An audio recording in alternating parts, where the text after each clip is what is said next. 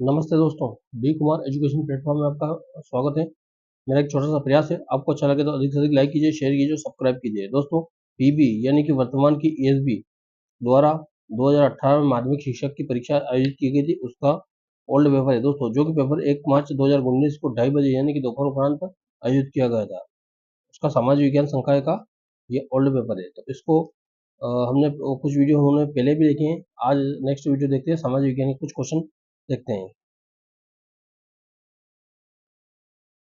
दोस्तों 40 क्वेश्चन तक हमने पहले देख लिए थे, जिसमें लास्ट क्वेश्चन था, निम्नलिखित में से किस प्रकार की कृषि भारत में झूम खेती के नाम से जानी जाती है? आदिम पदार्थ खेती। दोस्तों 31वां क्वेश्चन देखते हैं। निम्नलिखित में से कौन सा राजवंश भारत में शासन कर रहा था जब सिकंदर ने भारत में आक्रमण किया? बहुत अच्छा क्वेश्चन है। जब सिकंदर ने भारत पर आक्रमण किया था तब भारत का शासक कौन था, यानी कि कौन सा राजवंश था? तो वह उसमें था दोस्तों नंदवंश। जब सिकंदर ने आक्रमण किया था भारत में, नंदवंश था। किस देश ने पहले पर्यावरणीय आंदोलन में से एक रूप से मान्यता प्राप्त है? किस देश में पहले पर्यावरणीय आंदोलन में से एक के रूप में मान्यता प्राप्त है? चिपको आंदोलन, किसान आंदोलन, लोक सत्ता आंदोलन, नर्मदा बचाओ आंदोलन। किस देश में पहले पर्यावरणीय आंदोलन में से एक रूप में मान्यता प्राप्त है? चिपको आंदोलन, किसान आंदोलन, लोक सत्ता आंदोलन, नर्मदा बचाओ आंदोलन।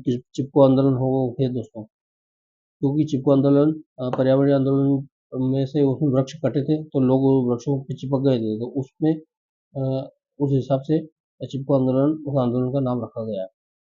तो किसी देश में पहले पर्यावरणीय आंदोलन में से एक रूप में मान्यता प्राप्त है, चिपको आंदोलन आएगा, पहले वाला पॉइंट सही जाएगा इसमें दोस्तों। आगे देखते हैं दोस्तों। छात्रों की गुणवत्ता का मूल्यांकन करने के लिए निम्नलिखित में से कौन सा स्कोरिंग उपकरण नहीं है? रूबिक अवलोकन, चेकलिस्ट, मूल्यांकन पैमाना। दोस्तों अवलोकन में मूल्यांकन नहीं होता दोस्तों, क्योंकि उसमें केवल अवलोकन होता है। छात्रों की गुणवत्ता का मूल्यांकन करने के लिए निम्नलिखित में से कौन सा स्कोरिंग उपकरण नहीं है? इसमें आएगा अवलोकन। आगे देखेंगे दोस्तों। निम्नलिखित में से कौन सा भारत में स्थापित प्रथम वाणिज्यिक बैंकों में से एक है? Bank of Hindustan, bank of India, central bank of India, bank of Hindustan. निम्नलिखित में से कौन सा भारत में स्थापित प्रथम वाणिज्यिक बैंकों में से एक है? Bank of Hindustan. निम्न में से कौन सा योगात्मक मूल्यांकन की एक विशेषता नहीं है? परिणामों का ज्ञान संभव नहीं है। परिणामों का ज्ञान संभव नहीं है। निम्न में से कौन सा योगात्मक मूल्यांकन की एक विशेषता नहीं है? इसे एक सातल्य के आधार पर किया जाता है। इसका उपयोग केवल प्रचार के लिए किया जाता है। यह एक आलोचनात्मक रवैया है। परिणामों का संभव नहीं है। परिणामों का संभव नहीं है। जैन धर्म में कितने तीर्थकर थे? दोस्तों ये क्वेश्चन तो रटा रटा है। 24 तीर्थकर थे जैन धर्म में। मुनि नारद और बृहस्पति कौन थे? प्राचीन भारत के शास्त्रकार, प्राचीन भारत के गणितज्ञ, जैन विद्वान, वैदिक धर्म के देवता, प्राचीन भारत के शास्त्रकार। प्राचीन भारत के शास्त्रकार थे मुनि नारद और बृहस्पति। एक देश की मौद्रिक इकाई विनिमय मूल्य में जानबूझकर की गई कमी अवमूल्यन कहा जाता है। एक देश की मौद्रिक इकाई के विनिमय मूल्य में जानबूझकर की गई कमी अवमूल्यन कहा जाता है। भारत के राष्ट्रीय ग्रामीण स्वास्थ्य मिशन की शुरू किया गया था? भारत में राष्ट्रीय ग्रामीण स्वास्थ्य मिशन कब शुरू किया गया था? तो अप्रैल 2005 को शुरू किया था। कहाँ? यानी कि अप्रैल 2005 को शुरू किया गया था।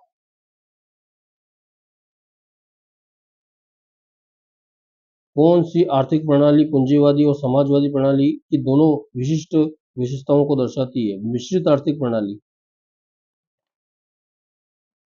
मिश्रित आर्थिक प्रणाली। मिश्रित आर्थिक प्रणाली। कौन सी आर्थिक प्रणाली पूंजीवादी और समाजवादी प्रणाली की दोनों विशिष्ट विशेषताओं को दर्शाती है? मिश्रित आर्थिक प्रणाली।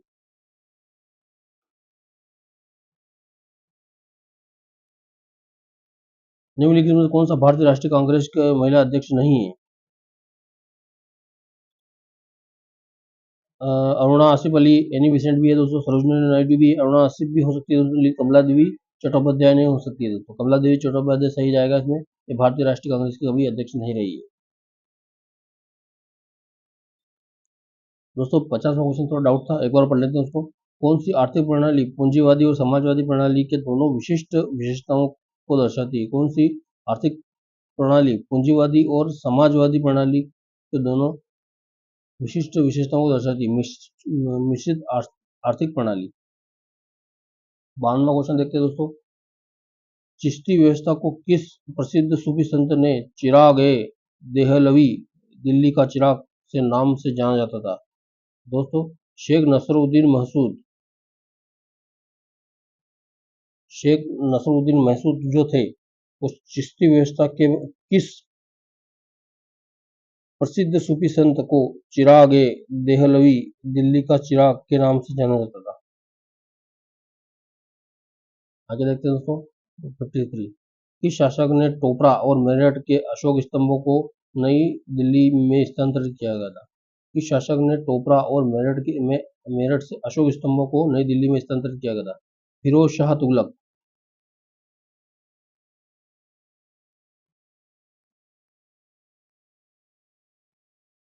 कवि वत्सल्व की एक शीर्षक किस सातवाहन राजा द्वारा स्थापित की गई थी?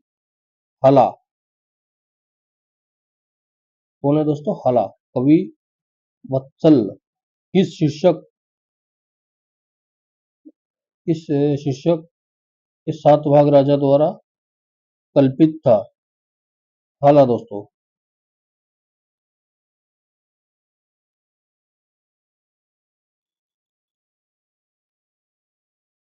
बांस और बेत का अंतर्राष्ट्रीय नेटवर्क INBAR कहाँ पर स्थित है? बीजिंग। बांस और बेत का अंतर्राष्ट्रीय नेटवर्क IBBAR, बांस एंड बेत का अंतर्राष्ट्रीय नेटवर्क कहाँ पर स्थित है? बीजिंग। 56 का देखते हैं तो निम्नलिखित में कौन सी जल संधि अमेरिका और रूस को अलग करती है? बेरिंग जल संधि, यानी कि अमेरिका और रूस को अलग करती है। बेरिस बेरिस बेरिंग जल संधि, याद रखेंगे दोस्तों इसको, बेरिंग जल संधि।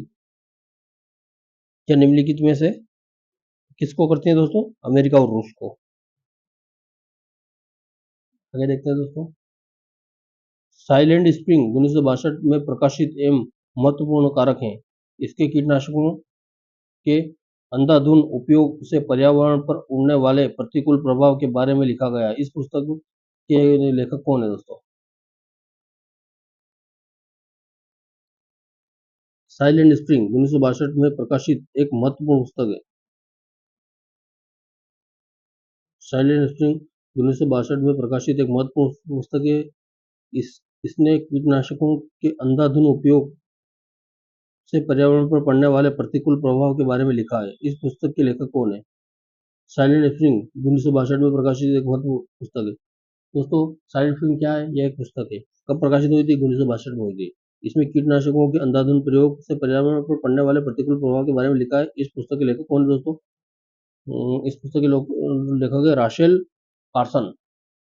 बहुत अच्छी पुस्तक है दोस्तों, पढ़ने लायक है। Rachel Carson. आगे देखते हैं दोस्तों।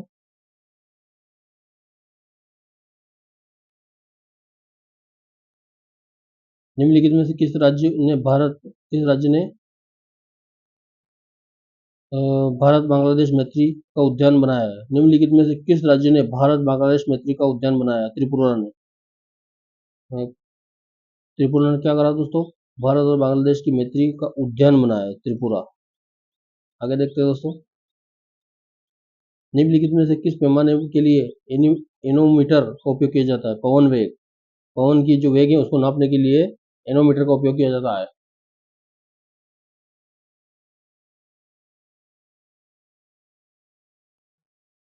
दोस्तों, आज का अंतिम क्वेश्चन।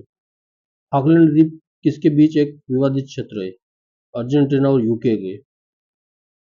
बहुत अच्छा क्वेश्चन दोस्तों, अंतरराष्ट्रीय लेवल का है, भूगोल का स्थित है पाकलैंड द्वीप, ये एक द्वीप है दोस्तों।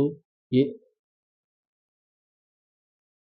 किसके बीच विवादित है, मतलब किन दो देशों के बीच विवादित है पाकलैंड द्वीप, यानी कि अर्जेंटीना, जो कि फुटबॉल में यदि नाम सुना होगा आपको अर्जेंटीना, और यूके यानी कि यूनाइटेड किंगडम, दोनों के बीच एक विवादित है दोस्तों।